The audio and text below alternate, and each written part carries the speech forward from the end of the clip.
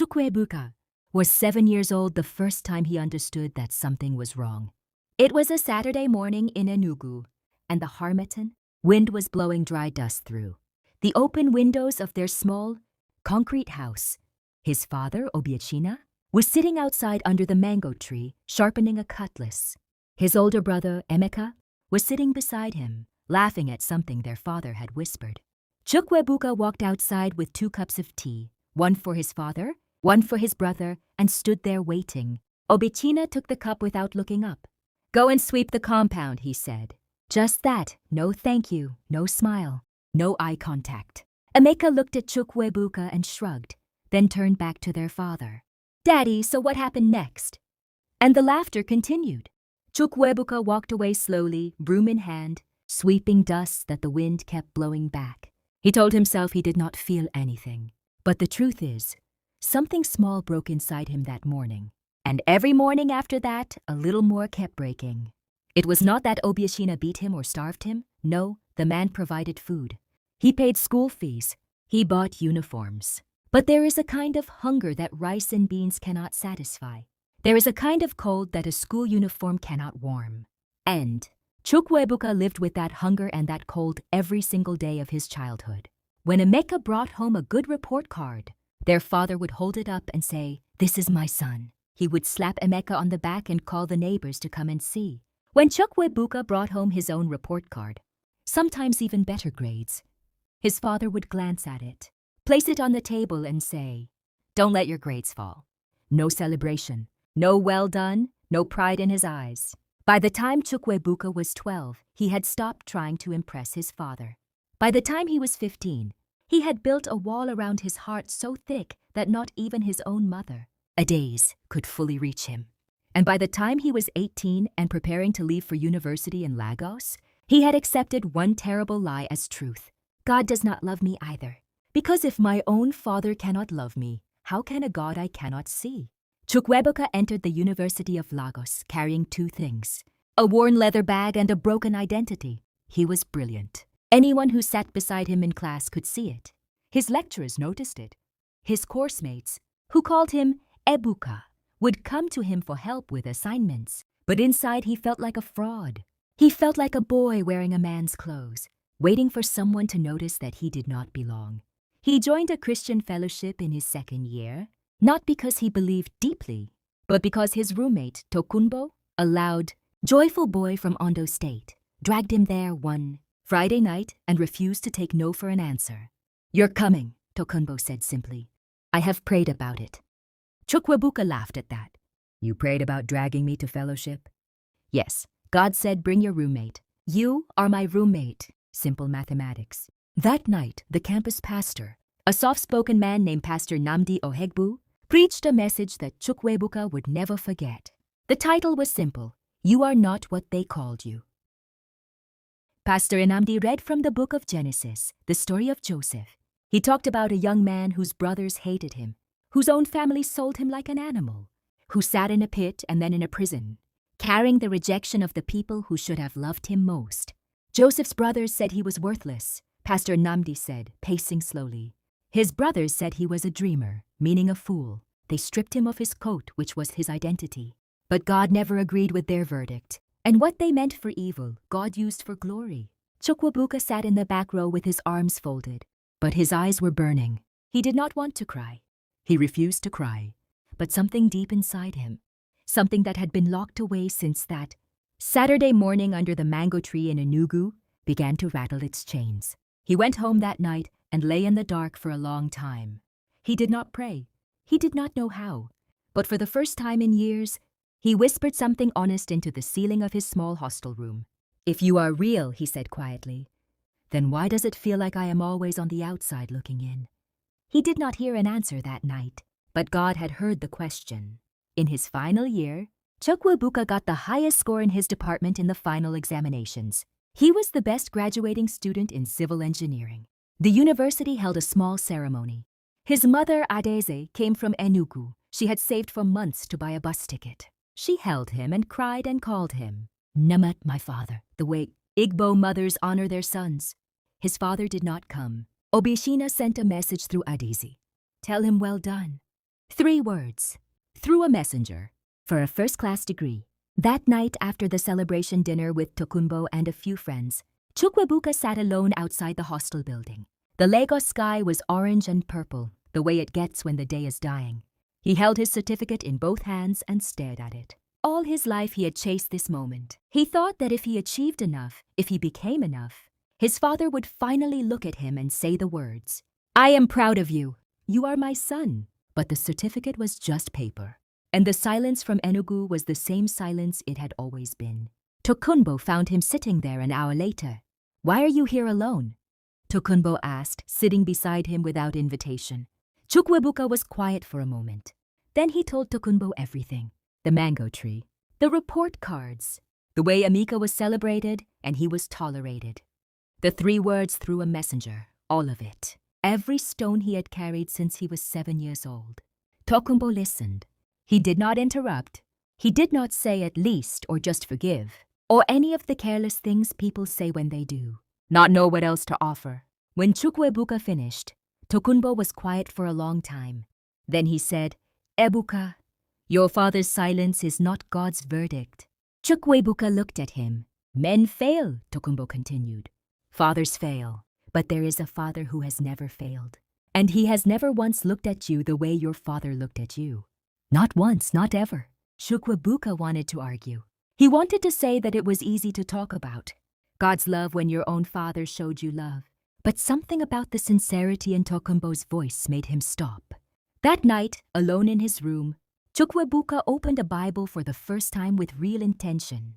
He flipped through pages aimlessly, and his eyes landed on a verse in the book of Isaiah, chapter 49, verse 15. "Can a mother forget the baby at her breast and have no compassion on the child she has borne? Though she may forget, I will not forget you." He read it again and again. "Though she may forget, though he may forget, I will not forget you." He pressed the Bible to his chest and sat very still. And then, for the first time since he was a small boy sweeping dust in the harmattan wind, Chukwuebuka wept. Not soft tears, real weeping, the kind that comes from deep in the belly, the kind that carries years of things unsaid. He wept for the 7-year-old who carried tea and was not thanked. He wept for the 15-year-old who stopped trying. He wept for every report card that was placed on a table instead of celebrated. He wept, and he let himself weep, and something ancient and heavy began to lift. 3 months after graduation, Chukwuebuka got a job with an engineering firm in Abuja. It was not the biggest firm, but the work was honest and the pay was decent. He found a small, redeemed church near his apartment, a church led by a woman pastor named Pastor Ngozi Adiele, a tiny, fierce woman from Abia, state who preached like she was personally offended by the devil. Under Pastor Ngozi's teaching, Chukwuebuka began to understand things he had never been taught.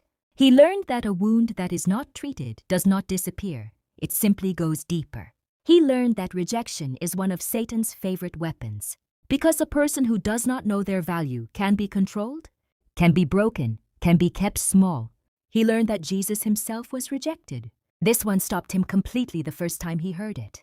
Pastor Nyozi was preaching from Isaiah 53, and she read, "He was despised and rejected by mankind, a man of suffering and familiar with pain." Jesus knows rejection, Pastor Ngozi said, looking out at her congregation with her small, sharp eyes. He was not accepted by his own people. The religious leaders called him a liar.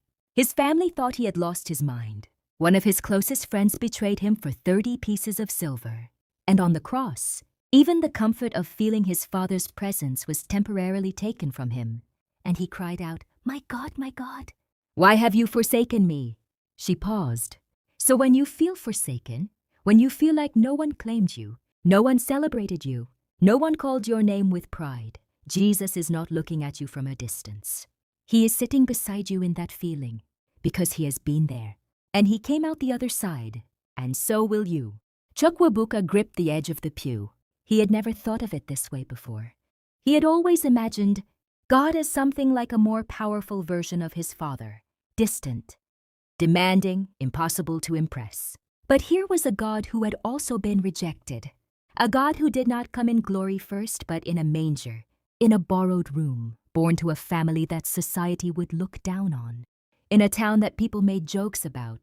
Can anything good come from Nazareth? That was what they said about Jesus, and that was what the silence in Obiechina's house had always said about Chukwuebuka. Can anything good come from this one? And the answer in both cases was a thunderous yes.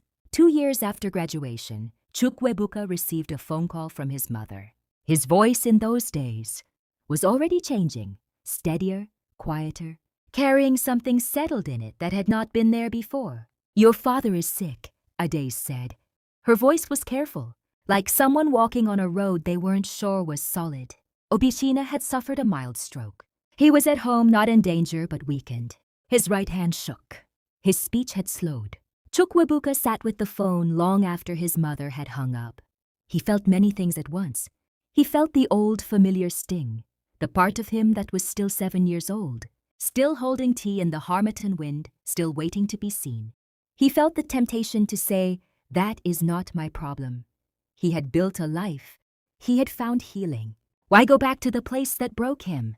But he also felt something else, something that had been growing slowly in him through the sermons and the prayers and the late nights reading his Bible by the light of his phone, something that he could only describe as a nudge, gentle but clear. "Go home." He called Tokunbo. "I don't know if I can do it," he said. "You're not going for him," Tokunbo said. "You're going for yourself and for God. Forgiveness is never about what the other person deserves. It is about what God is asking you to carry, or what he is asking you to put down."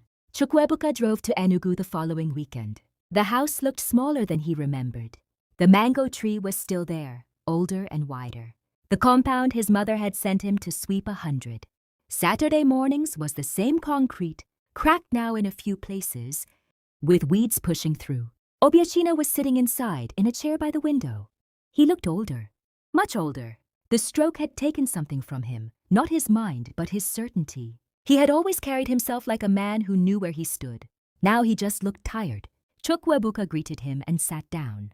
They were quiet for a long moment, the kind of quiet that has a lot of old words in it. Then Obiechina spoke slowly, his words careful because of the stroke. "I heard you got a good job," he said. "Yes, sir." Another silence. "Your mother tells me you go to church now. That you are serious with it?" "Yes, sir." Obiechina looked at his hands. His right hand trembled slightly. "I was not a good father to you," he said. The words came out blunt and plain, the way only a man who has been humbled by sickness can say a hard thing. Chukwuebuka did not move. "I don't know why," Obiechina continued. "I have asked myself. I cannot explain it. Maybe because you reminded me too much of my own father, who I hated. Maybe because you were so serious, so quiet. You made me feel like you were judging me. I don't know. But I was wrong, and I have known it for a long time. I was just too proud." Chukwuebuka looked at this old man, this man who had been the biggest figure in his childhood sky, who had shaped the way he saw himself and God and the world. And he saw, perhaps for the first time, that his father was just a man raised by another broken man, carrying wounds he had never healed, passing them on without meaning to, a human being, imperfect and afraid, who had done damage he could not undo and was now sitting with the weight of it. Chukwuebuka thought of Isaiah 53, a man of suffering, familiar with pain. He thought of the father in the story of the prodigal son, the one who ran, who saw his son from far off and ran, who didn't wait for the explanation or the apology to be finished. Before he threw his arms around the boy, that father ran. Chukwuebuka stood up from his chair. He crossed the small space between them, and he knelt in front of his father, not in submission, not in weakness, but in the freedom of a man who no longer needed anything from this moment. He took his father's trembling right hand in both of his. "Daddy," he said, "I forgive you." Obiechina stared at him. His eyes filled slowly, the way eyes fill when a person has not cried in decades and the mechanism is rusty. "I forgive you," Chukwuebuka said again, "and I want you to know something. God loves you. The same God I have been learning about. He loves you too, and it is not too late." Obiechina, the man who had always been too proud, too hard, too silent, put his face in his hands and wept. Adais appeared at the doorway. She took one look at the two of them, her son kneeling, her husband weeping, and she pressed her hand to her mouth and quietly left them alone. Some months later, Chukwuebuka was invited to share his testimony at his church in Abuja. He stood at the front, this tall, quiet young man in a simple blue shirt, and he told the story. Not all of it, but enough, he said.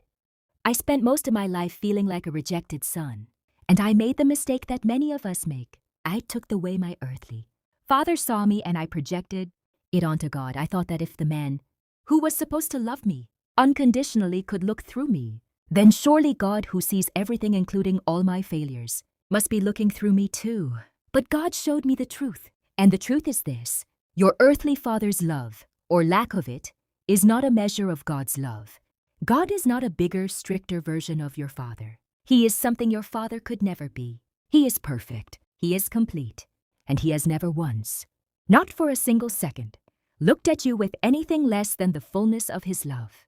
In Luke chapter 15, Jesus tells the story of a father who runs, not walks, runs, when he sees his lost son coming from far away. He does not wait for the boy to arrive and explain himself. He runs, he covers him, he calls for a robe and a ring and a celebration, because the son was lost and now he is found. That is how God sees you, not as someone who needs to earn their way back, not as someone who needs to get their grades up before they can be celebrated, but as someone who is already chosen, already loved, already being run toward. Your earthly father may never say, I am proud of you, and that is a real pain. That grief is real, and it is valid. But I am standing here to tell you, as someone who sat in that grief for a long time, that there is a father who has already said it. Who says it every morning with the sunrise? Who says it in every prayer that somehow gets answered? Who said it completely and finally on the cross, where he proved that there is nothing you could do that would make him stop running towards you? He paused. His name is Jesus, and he is the truth that sets you free from every lie your rejection ever told you. Maybe you are Chukwuebuka. Maybe you grew up in a house where love was given to someone else, and you were just there. Maybe your father's eyes never lit up when you walked into a room. Maybe you were compared, overlooked, made to feel like the wrong child, the difficult child, the one who would never be enough. Maybe you have been carrying that since you were 7 years old, sweeping dust in the Hamatan wind, wondering what was wrong with you. Here is what God wants you to know today. Nothing was ever wrong with you. The problem was never your worth. The problem was a broken human being who could not give what God never gave them to give. Hurt people hurt people. Wounded fathers wound children. That is a tragedy, but it is not God's verdict on your life. God's verdict on your life is written in John 3:16. For God so loved the world. You are part of that world. You specifically. Not just the world in general, but the world that includes you, sitting wherever you are reading this, carrying whatever you have been carrying. You are loved by a father who runs. You are celebrated by a father who throws robes and rings and feasts. You are seen by a father who counts the hairs on your head, not because he has nothing better to do, but because he is deeply, tenderly, completely interested in you. And if you have never received the love of a father, if no man in your life has ever made you feel like a treasured son, God is not offended by how hungry you are for that love. He created you with that hunger, and he is the only one who can satisfy it completely. Go to him today, not when you are better, not when you have fixed yourself. Go now as you are, like the prodigal son who smelled of pig and failure and came home anyway. And watch the Father run. See what great love the Father has lavished on us. That we should be called children of God, and that is what we are. 1 John 3:1. You are not rejected, you are chosen, and God has been trying to tell you that all along.